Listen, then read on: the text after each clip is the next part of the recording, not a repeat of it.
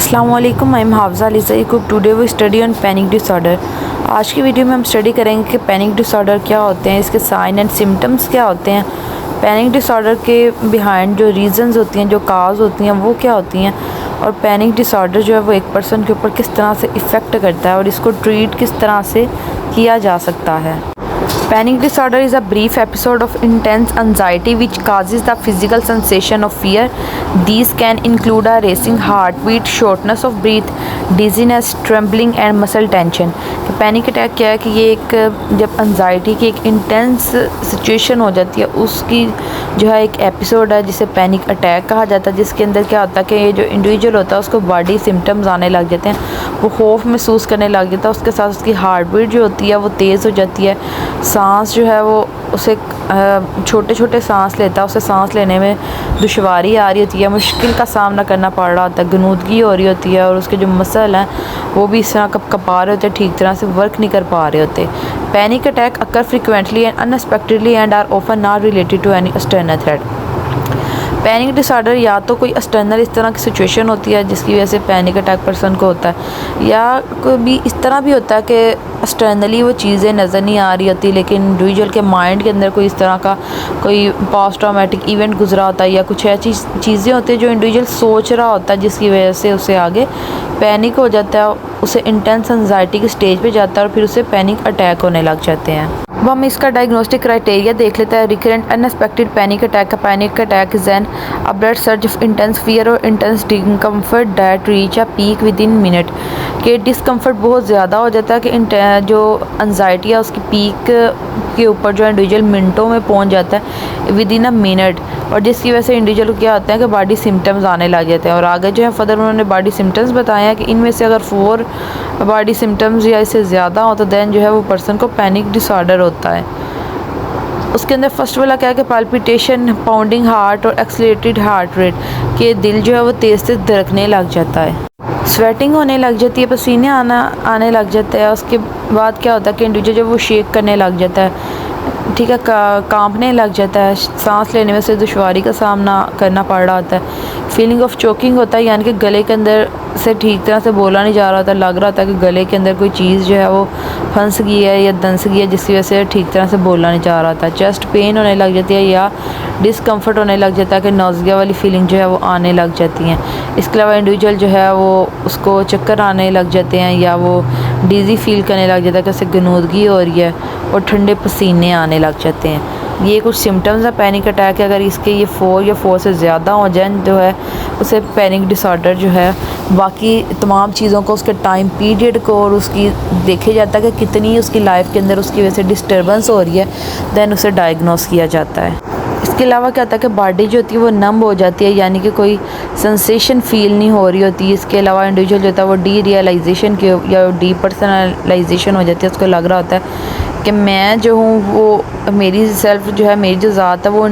इस दुनिया से अलहदा हो गई है, या जो रियलिटी है कि उसे वो हो रहा था कि कुछ भी जो है वो रियलिटी नहीं, सारा कुछ जो है वो अनरियल हो रहा है। इसके अलावा जो है उसे अपने ऊपर कंट्रोल नहीं रहता और उसके अंदर क्या होता है कि मरने का एक खौफ भी होता है।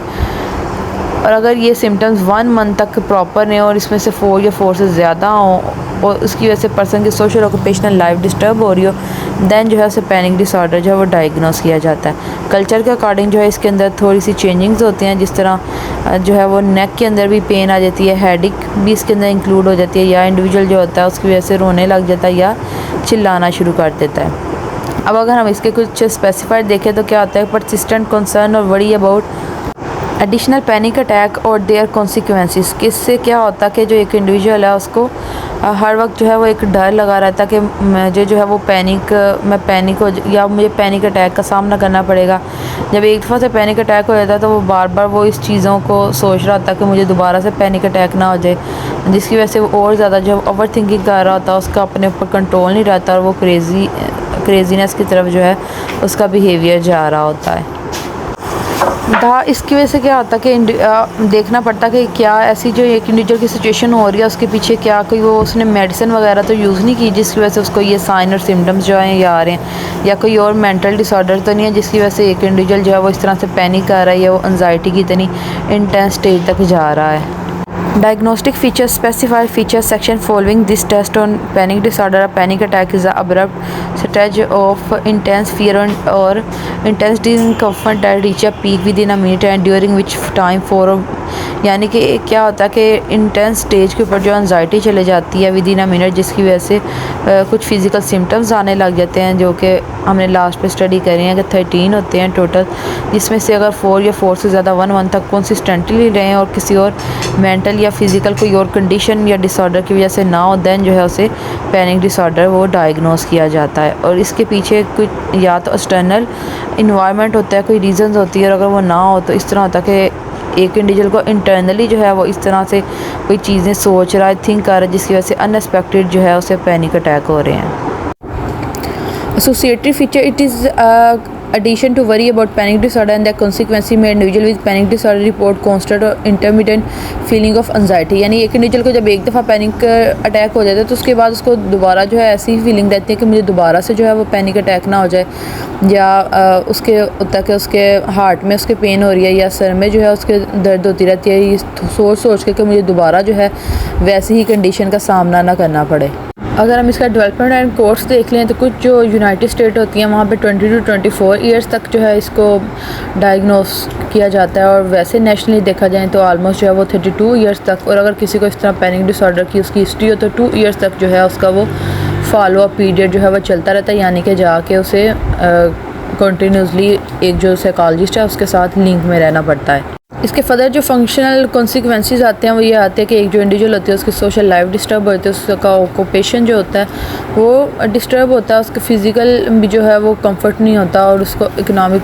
जो लॉस्ट है उसका भी सामना करना पड़ता है। इसके अलावा उसे बहुत ज़्यादा एंजाइटी महसूस हो रही होती है बार बार वो सोच के कि मुझे दोबारा से जो है उन सिचुएशंस का, उन सिम्टम्स का सामना ना करना पड़े।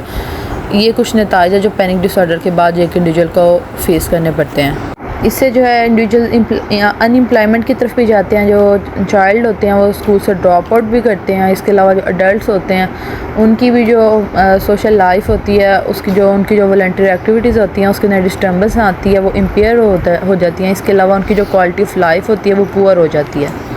और अगर हम इसका ट्रीटमेंट देख लें, the first step to effective treatment is to get a diagnosis usually from a mental health professional. Panic disorder is generally treated with psychotherapy some time called therapy. यानी इसका जो पैनिक डिसऑर्डर है उसका treatment किस तरह से किया जाता है कि मेडिसिन यूज़ की जाती है, इसके अलावा साइकोथेरेपी की जाती है, और सम टाइम इस तरह होता है कि दोनों को मिला के जो है उसका ट्रीटमेंट किया जाता है। और टॉक थेरेपी एक साइकोथेरेपी की टाइप है जिसके अंदर यानी कि कोग्निटिव बिहेवियर थेरेपी को यूज़ करते हुए, CBT को यूज़ करते हुए एक जो इंडिविजुअल होती है उसके जो कोग्निशन होती है, उसके जो थॉट पैटर्न होता है उसको चेंज किया जाता है। कि जिस तरह एक इंडिविजुअल को लग रहा था कि मुझे एक दफ़ा पैनिक अटैक हुआ तो मुझे नेक्स्ट टाइम भी बार बार पैनिक अटैक होगा, जिसकी वजह से वो सोच के दोबारा से वो एंजाइटी की तरफ जा रहा होता है, तो वो उसे जो है वो कंट्रोल करने की तरफ लेके आ जाता है। उसके कोग्निशन जो है उसे कंट्रोल करना सिखाया जाता है। Thank you for watching.